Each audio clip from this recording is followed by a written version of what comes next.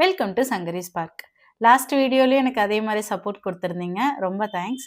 இந்த டைம் நான் என்ன பேச போறேன்னா, லோன் ப்ராசஸ் பற்றி நம்ம பேச போகிறோம். லோனில் இருக்கிற ஸ்டெப் பை ஸ்டெப்பாக இருக்கிற ப்ராசஸ் பண்ண போகிறோம்.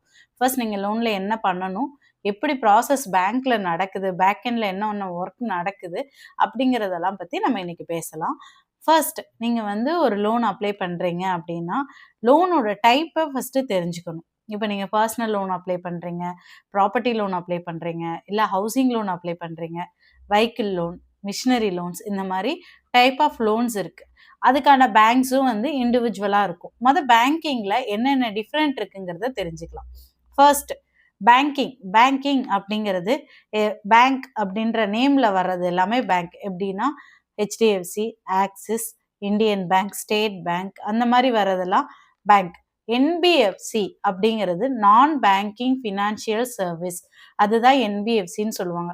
அது எதெல்லாம் வரும்னா ஃபினான்ஷியல் சர்வீஸுங்கிற நேமை கொண்டு இருக்கிறது எல்லாமே என்பிஎஃப்சி.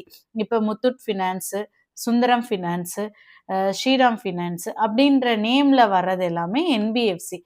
இப்போ உங்களுக்கு லோனுடைய ப்ராசஸ்லாம் என்னன்ற, இப்போ நான் சொன்ன 5-6 லோன், நீங்கள் எந்த டைப் ஆஃப் லோன் எடுத்தாலும் ஃபர்ஸ்ட் 5 ப்ராசஸ்ங்கிறது காமனாக இருக்கும்.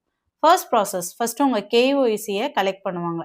கேஒய்சிங்கிறது நோ யுவர் கஸ்டமர் அப்படிங்கிறது தான் கேஒய்சி.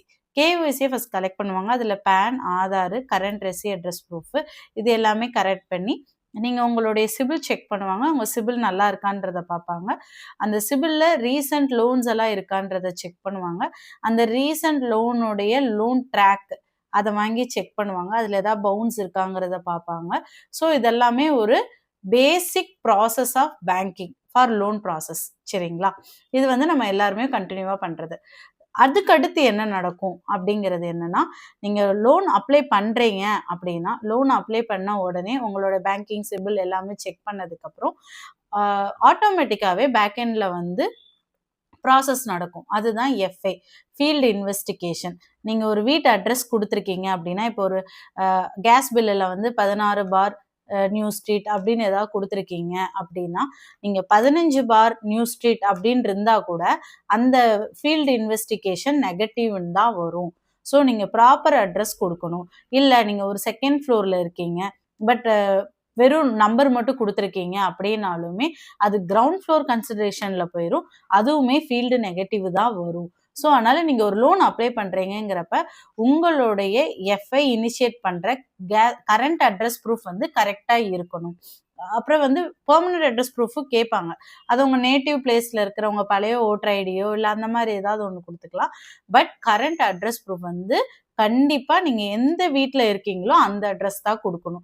நீங்கள் வேறு அட்ரஸ் கொடுக்குறப்ப பேஸே உங்களுக்கு நெகட்டிவ் ஆகிடும். அது உங்களுக்கு பெரிய ப்ராப்ளம் ஆகும். நெக்ஸ்ட்டு ஒரு ப்ராசஸ் இருக்குது. இப்போ நாங்கள் சிபில் என்கொயரி முடிஞ்சிருச்சு, ஃபீல்டு இன்வெஸ்டிகேஷன் பாசிட்டிவ் வந்துருச்சு. அதுக்கடுத்து என்ன ப்ராசஸ் ஆகும்னா, கிரெடிட் ப்ராசஸிங்க்கு போகும். கிரெடிட் ப்ராசஸிங்கில் உங்களோட இன்கம் எவ்வளோங்கிறத பார்ப்பாங்க.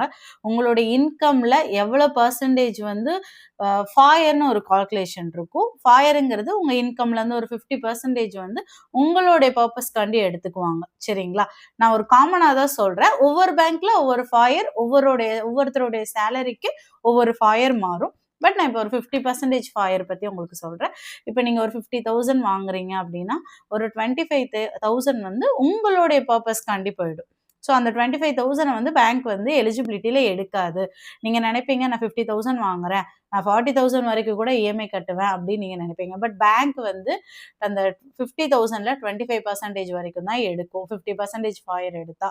ஒரு சில பேங்க் 60-70 எடுக்கும். அது பேங்க்கை பொறுத்தும் இருக்கும், உங்கள் சிபில் பொறுத்தும் இருக்கும், உங்களுடைய பிஃபோர் லோன் பொறுத்தும் இருக்கும். இப்போ நீங்கள் 50,000 வாங்குறீங்க, 25,000 ஃபாயர் எடுத்திருக்காங்க, பேலன்ஸ் 25,000 தான் உங்களுடைய எலிஜிபிலிட்டி கிரைட்டீரியா. அந்த 25,000க்கு நீங்கள் எவ்வளோ இஎம்ஐ கட்ட முடியும், அந்த லோன் அமௌண்ட் எவ்வளோ வருதோ அந்த 25,000க்கு தான் அந்த லோன் அமௌண்ட் வருமே தவிர அதுக்கு மேலே நீங்கள் எவ்வளோ கேட்டாலும் வர்றதும் கொஞ்சம் கஷ்டம் தான். இப்போ இன்னொன்று சொல்கிறேன், அந்த 25,000லையுமே நீங்கள் முன்னாடி ஏதாவது லோன் எடுத்திருக்கீங்க, அதில் ஒரு 5,000 6,000 லோன் போயிட்டு இருக்கு அப்படின்னாலுமே அந்த 25,000ல் 5,000 6,000 உங்களுக்கு கழிஞ்சிரும். ஸோ உங்களுக்கு 19,000 தான் இருக்கும். ஸோ அந்த 19,000 லோன் எலிஜிபிலிட்டியில தான் நீங்கள் எலிஜிபிள் கிரைட்டீரியாவில் நீங்கள் உள்ளே வருவீங்க. ஸோ இதுதான் கிரெடிட் ப்ராசஸிங். அடுத்து ஆர்சியூன்னு இருக்கும். இப்போ அந்த ஆர்சியூங்கிறது ரிஸ்க் கண்ட்ரோல் யூனிட் அப்படின்னு ஒரு ப்ராசஸ் இருக்கும். அதுவும் பேக் அண்ட் டீம் தான்.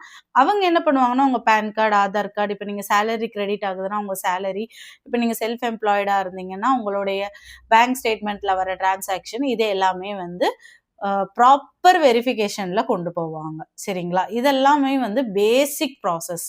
ஸோ அதுக்கு நெக்ஸ்ட் வீடியோல நான் உங்களுக்கு போடுறேன்.